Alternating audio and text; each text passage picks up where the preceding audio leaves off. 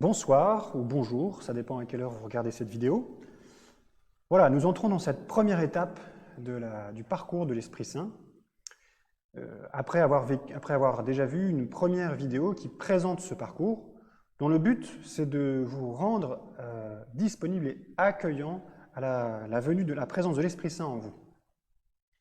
Alors, normalement, si vous suivez ce parcours, vous avez reçu un livret en version numérique qui décrit les différentes étapes du parcours, dans lequel en fait vous pouvez aussi voir les résumés de chaque étape, et vous avez aussi inscrit des exercices qui vous sont proposés pour chaque semaine, et des questions aussi pour vous aider à formuler votre partage. Alors, je reviens sur les exercices qui vous sont proposés, parce que pour commencer, il vous a été demandé de faire une relecture des grandes étapes que vous avez déjà vécues avec le bon Dieu. Donc si vous n'avez pas eu le temps de faire cet exercice, ce que je peux comprendre pour certains parce que ça s'est un peu précipité, il est important de le faire. Peut-être cette semaine, si vous avez l'occasion, je vous invite à faire ces exercices cette semaine pour relire en vous votre relation avec le Seigneur. Voilà. Je rappelle aussi que ce parcours, c'est un parcours qui a été constitué par le Père Alain de Boudemange, prêtre de la communauté de l'Emmanuel, et que je reprends quasiment intégralement, et qui s'appuie essentiellement sur la spiritualité du Carmel. Alors derrière, on a donc les grandes figures du Carmel, c'est Saint Jean de la Croix, Sainte Thérèse d'Avila, Sainte Thérèse de Lisieux. Donc voilà, c'est à partir de leur expérience, de leur écrit, que ce parcours a été construit. Voilà, alors pour cette séance, dans un premier temps, je vais présenter assez simplement une trame générale d'un cheminement spirituel. Alors les grandes étapes qui vont être identifiées sont bien évidemment trop schématiques. Mais le but, c'est de voir comment, à votre manière, vous avez pu vivre tel ou tel aspect dans votre relation avec Dieu. Je rappelle aussi avec insistance qu'il ne s'agit en aucun cas d'évaluer votre maturité spirituelle ou personnelle. Il s'agit plutôt d'entrer dans un dynamisme. Et donc, ce qui va être décrit, donc les différentes étapes, sont appelées à se reproduire plusieurs fois en fait dans votre vie, par approfondissement. Donc, ce n'est pas quelque chose de figé. Et autre chose, il faut savoir que nous ne sommes jamais les bons juges de notre propre vie spirituelle. Quand on regarde les grands saints, la sainteté de ces personnes a été évaluée, entre guillemets, été reconnue par des personnes extérieures. Pourquoi? Parce que la plupart du temps, les saints eux-mêmes avaient une conscience de leur pauvreté qui souvent les effrayait. Tout ça pour vous dire que si on fait ce parcours-là, ce n'est pas pour nous tâter le pouls, pour voir où est-ce que j'en suis dans ma sainteté, dans mon degré de sainteté. Donc ça n'est pas ça. Le but donc de cette première séance sera tout d'abord de reprendre plus précisément le cheminement spirituel, donc les étapes d'un cheminement spirituel. Donc ce sera mon premier point, reprise sur le cheminement spirituel. Et donc, je voudrais redire que cette première étape s'intitule « Passage de l'activité à la passivité ». Alors, la semaine dernière, on avait déjà dit, dans les grandes lignes, qu'il était important d'avoir vécu l'expérience de la miséricorde pour vous préparer à recevoir l'Esprit Saint. Et donc, je vais reprendre un peu un cheminement qui intègre cette expérience de la miséricorde, mais en commençant par cette première étape qui est liée à la découverte de Dieu, qui est cette étape qu'on pourrait dire de mise en route, cette phase de mise en route, dans laquelle, en fait, une caractéristique, ce sera de mettre en ordre votre vie. Voilà. Suite à une première découverte de Dieu, vous savez que Dieu existe, vous savez qu'il vous aime, vous le savez, même si cette connaissance reste encore imparfaite et un peu diffuse, mais vous savez qu'il existe. Et dans cette phase, la particularité, c'est que vous allez chercher à ordonner votre vie en éliminant pour une part les gros vices et puis à mettre en place une pratique religieuse. Mais à ce niveau, vous ne percevez pas encore toute l'immensité de l'horizon qui s'ouvrirait à vous si vous aviez une vie pleinement spirituelle. Donc voilà, il faut des étapes. Donc, et une autre caractéristique de cette phase, c'est qu'elle est principalement active. Il s'agit en fait pour vous de vous mettre en ordre. Et donc Dieu est encore assez extérieur. Vous voyez, dans cette phase, Dieu est encore extérieur. Vous savez ce qu'il attend de vous, vous l'avez entendu d'une manière ou d'une autre, mais une fois que vous l'avez entendu, c'est encore vous qui agissez, et par vous-même.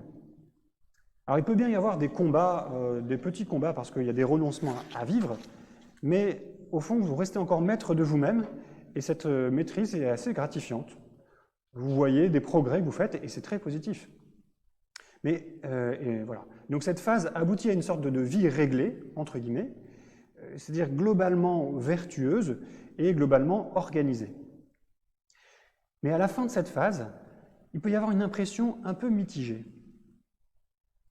Vous êtes finalement content d'être parvenu à cette vie réglée, mais d'un côté, avec cette vie réglée, vous avez atteint une certaine réalisation personnelle, vous êtes bien dans votre peau, peut-être, plus efficace dans votre travail, peut-être plus à l'aise dans les relations.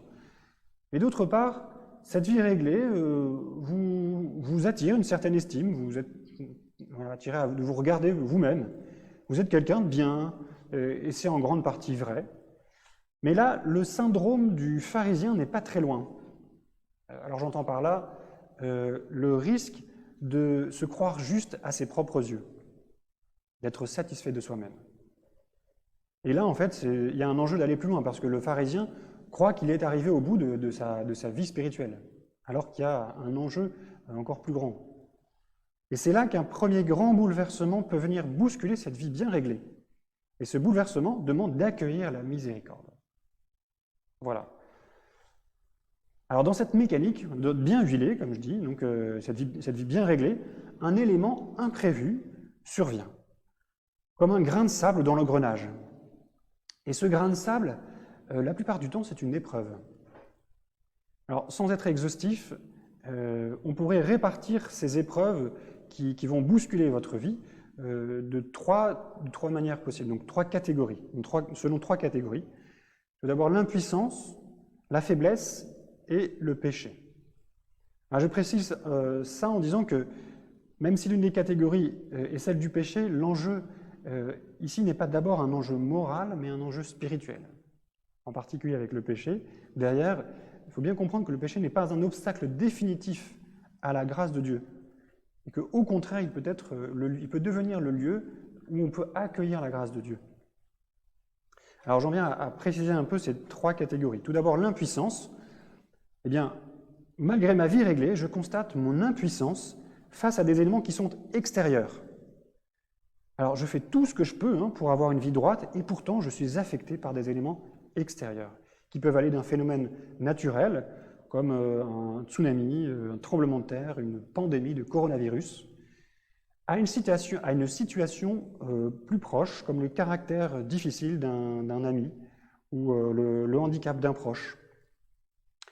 Voilà. Deuxième catégorie, la faiblesse. Alors cette fois-ci, cette épreuve, elle est beaucoup plus intérieure, elle est intérieure à moi-même. En fait, je me rends compte de telle ou telle pauvreté que je porte et qui me semble un handicap sur mon chemin de sainteté. Dans la mesure où je désire avancer vers cette sainteté, je perçois des pauvretés en moi.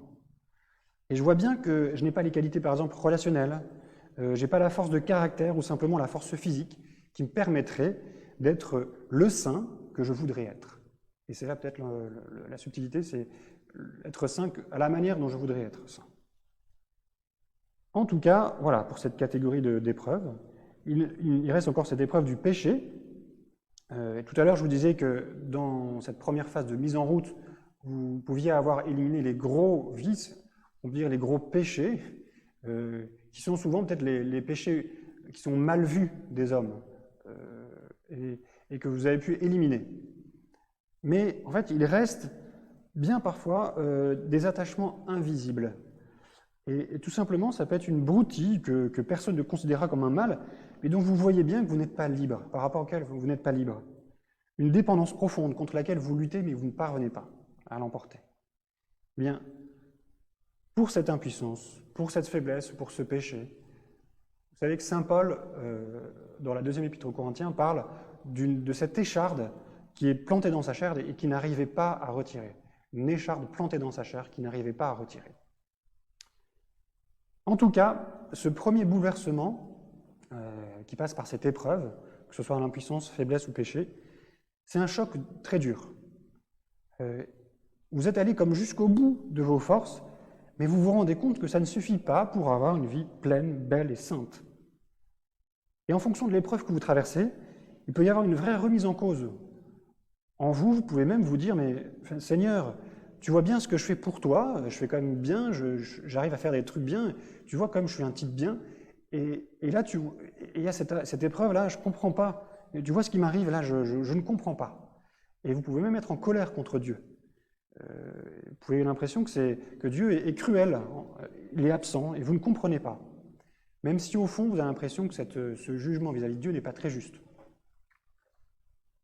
Et c'est là, en fait, que peut intervenir l'expérience de la miséricorde au moment que Dieu choisira, de la manière dont il le veut. Alors, normalement, sur les écrans, vous devriez voir apparaître un schéma qui présente les différentes étapes de cheminement qui passent de cette découverte de Dieu, avec cette mise en route, à la miséricorde, à l'expérience de la miséricorde de Dieu, pour arriver à cette vie dans l'esprit, en passant par cette remise de soi dans l'Esprit Saint. Alors, si je reviens à l'expérience de la miséricorde, le point important, le point essentiel à retenir, c'est que c'est une expérience passive. Et quand on dit ça, ça signifie que c'est Dieu qui a l'initiative.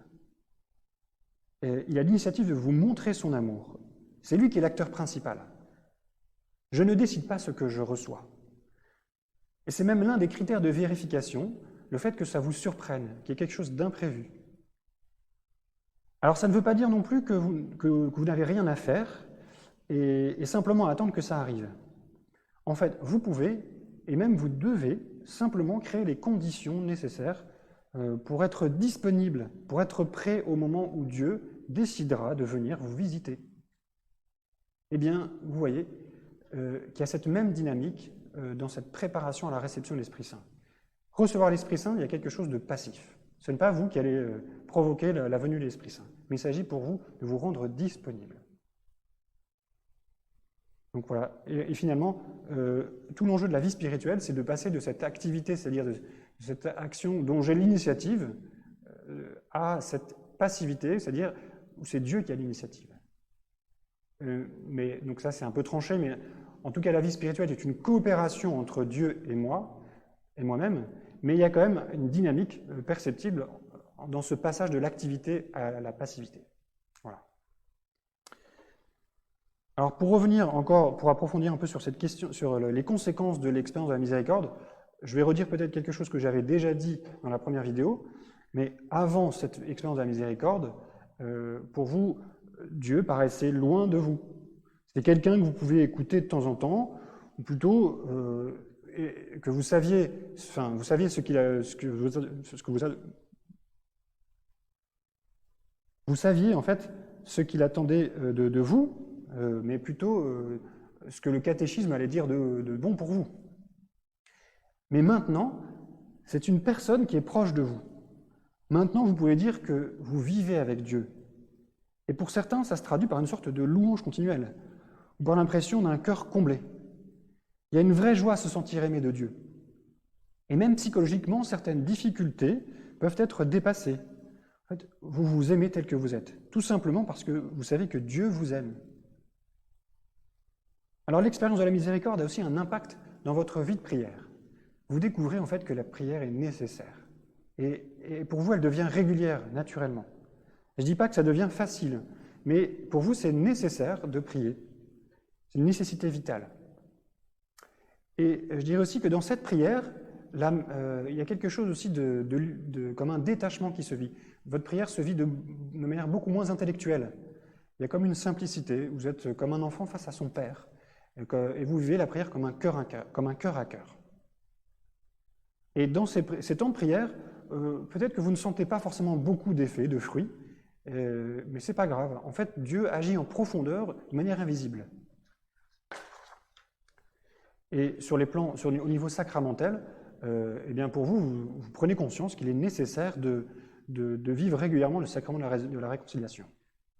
En tout cas, l'expérience qui est au cœur de cette miséricorde, c'est l'expérience de l'amour de Dieu.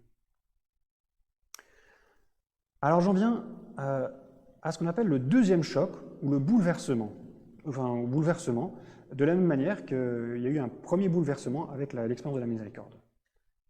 Pourquoi? Parce que l'expérience de la miséricorde n'a pas que des effets joyeux, elle a aussi des effets douloureux qui peuvent conduire, même si c'est bien différent, à un deuxième choc.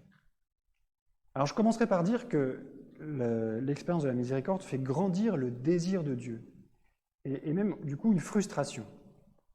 En fait, l'amour reçu dans la miséricorde est immense. Il est même disproportionné, inattendu et immérité. Et l'image la plus simple pourrait être celle-ci. Au départ, vous expérimentez que vous êtes aimé comme un fils ou une fille aimée par son père. Mais, en fait, un petit enfant, il grandit dans cet amour qui est encore subordonné, l'amour du fils vis-à-vis de son père. Et progressivement, en fait, il va découvrir un amour symétrique avec ses frères et sœurs et des amis, jusqu'à découvrir l'amour sponsal de l'époux et de l'épouse. Eh bien, les enfants de Dieu, qui reçoivent comme des enfants la miséricorde, ne peuvent pas se satisfaire de cet amour filial, quelque part, même s'il reste fondamental et extrêmement bon. En fait, ils voudraient aussi que cet amour avec Dieu devienne un amour symétrique. Il y a ce désir de rendre amour pour amour. Le propre de l'amour, c'est d'unir des personnes qui s'aiment. Et celui qui fait l'expérience de la miséricorde de Dieu ne veut rien d'autre que d'être uni à Dieu. Il veut expérimenter une communion profonde avec Dieu. Et c'est là qu'on peut découvrir une incapacité radicale à aimer de cette manière-là. Et c'est à ce moment-là que peuvent réapparaître un certain nombre de tentations, et parfois même des tentations fortes. La personne qui vit ça peut être assez surprise, et vous qui avez pensé dépasser un certain nombre de combats depuis longtemps, eh bien, vous voyez qu'ils réapparaissent. Eh bien, il n'y a rien d'anormal, en fait. Alors, qu'est-ce qui se passe? Eh bien, tout simplement, en vous, ce désir de vous approcher de Dieu, de tout donner, d'aimer comme Dieu aime, provoque la réaction de l'adversaire, le mauvais esprit, qui va vous mettre des bâtons dans les roues. Et donc, il voit en fait votre grand désir de vous approcher de Dieu, et bien, en fait, il va vous proposer des fausses alternatives à ce désir. Il ne faut pas en avoir peur, mais ça peut être éprouvant, certes. Et le choc qui se produit se présente aussi le plus souvent comme une épreuve. En tout cas, l'épreuve n'est pas à prendre dans un sens négatif, il est la condition pour avancer, pour entrer dans quelque chose de nouveau. Alors souvent, cette épreuve, elle est plus radicale que la première qui a engendré cette expérience de la miséricorde. En fait, il s'agit d'un événement ou d'une situation qui va à nouveau menacer l'ordre que vous auriez pu établir suite à cette expérience de la miséricorde. Vous avez reconstruit votre vie en ayant pris conscience de vos fragilités. Eh bien, à nouveau, tout semble menacé. Mais cette fois-ci, d'une manière beaucoup moins visible. Il peut s'agir d'une difficulté professionnelle ou familiale profonde, d'un état de découragement généralisé. Et la tentation la plus grande à ce moment-là, c'est la désespérance, le découragement. Et c'est là qu'il faut tenir bon, parce que c'est là que Dieu prépare quelque chose de grand et de beau. Il prépare à l'effusion de l'Esprit Saint. Et l'épreuve qui précède l'effusion de l'Esprit, c'est une épreuve dans laquelle Dieu ne va pas simplement vous montrer vos faiblesses, mais votre inefficacité. C'est assez fort, hein? En fait, il va vous permettre que vous constatiez par vous-même que sans lui, vous ne pouvez rien faire. Ça, c'est une parole de Jésus. Avant de mourir, il dit à ses disciples, dans l'évangile de Jean, « Sans moi, vous ne pouvez rien faire. » Ça passe par une expérience concrète, existentielle, en particulier à ce moment-là. Alors en fait, Dieu est en train de vous conduire jusqu'à l'abandon. Et alors vous aurez l'occasion dans 2 semaines de voir plus précisément en quoi consiste cet abandon. avec une séance plus à ce propos. En tout cas, il s'agit de l'abandon de votre volonté propre entre les mains de Dieu.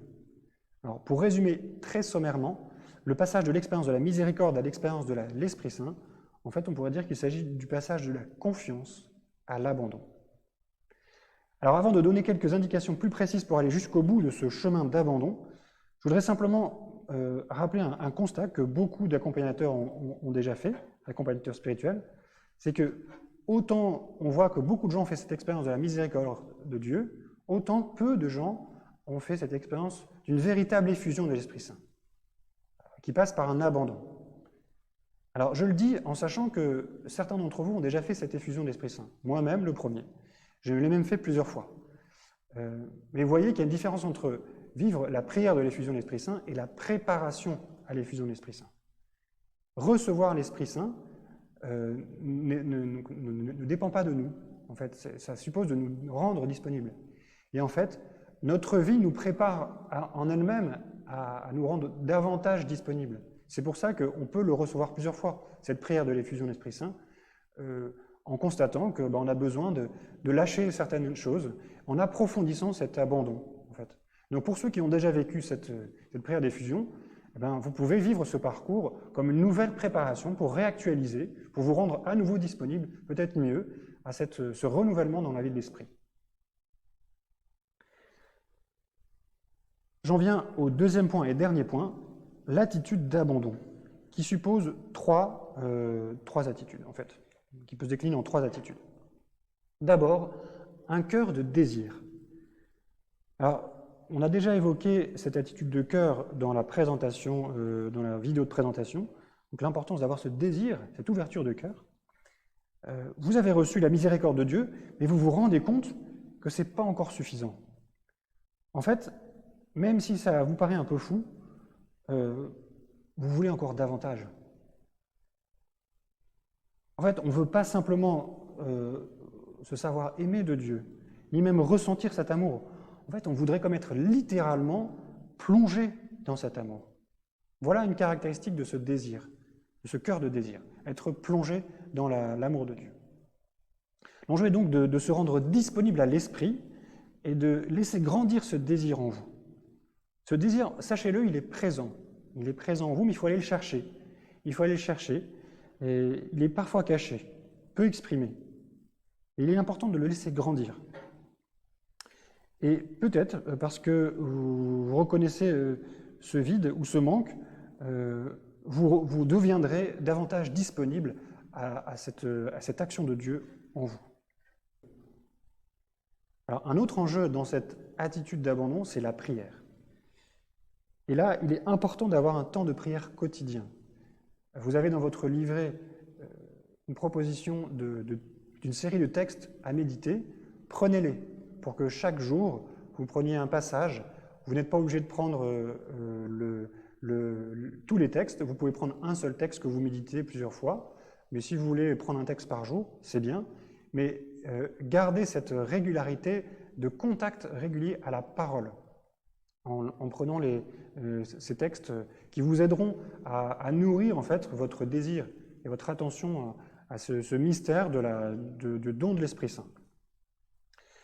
Mais pour vous préparer à recevoir l'Esprit Saint, il faudrait aller plus loin en fait. Il faudrait chercher à tout vivre avec Dieu. Que chaque moment de votre vie soit vécu avec Dieu. Et c'est là en fait que je vous proposerai un exercice pour cette semaine. Dernière attitude, l'abandon. En fait, il s'agit d'accepter que vous ne maîtrisez pas tout. Vous ne contrôlez pas complètement la situation. Eh bien, il s'agit d'accepter de ne pas maîtriser ma relation avec Dieu. De consentir à ce que ce soit le Seigneur qui prenne les rênes de votre vie. Alors, donc, pour conclure, je vais redire ce qui a déjà été dit. Passer de l'expérience de la miséricorde à l'expérience de l'Esprit Saint, c'est passer de la confiance à l'abandon. J'en viens à l'exercice de la semaine. L'enjeu de cette semaine, c'est de développer une attention constante à la présence de Dieu auprès de vous. Et pour ça, je vais vous proposer l'exercice de la prière des 4 secondes. Qu'est-ce que c'est ? Eh bien, une prière de 4 secondes, ça consiste simplement pendant votre activité ou entre 2 activités, à faire une pause, à rentrer en vous-même pour vous mettre en présence de Dieu, pour accueillir sa présence et lui confier ce qui va venir. Et le but, c'est de multiplier le plus possible ces prières de 4 secondes. Et vous pouvez, pour ça, trouver des petits moyens qui vous feront vous souvenir le moment de faire cette prière. Prendre l'habitude, quand vous sortez de chez vous, quitte à ce que ce soit à chaque fois que vous traversez une porte, au moment où vous allumez l'ordinateur, le téléphone. Voilà, enfin, en tout cas, vous avez des multitudes de moyens pour multiplier ces occasions de prière de 4 secondes. Et le soir, avant de vous coucher, eh bien, faites un bilan de toutes les prières de 4 secondes que vous avez fait. Comptez le nombre de prières de 4 secondes que vous avez fait. Il ne s'agit pas de faire un bilan performance, mais de vous entraîner à rendre cette présence de Dieu la plus large possible dans votre vie. Voilà, j'ai fini. Je vous encourage encore, pour un dernier point, à prendre la prière de l'Esprit Saint, le Veni Creator, qui est présent, donc, qui est écrit sur votre livret. Priez-la tous les jours pour faire grandir votre désir d'être rempli de l'Esprit Saint. Voilà, je vous souhaite une bonne semaine, bon courage et à bientôt.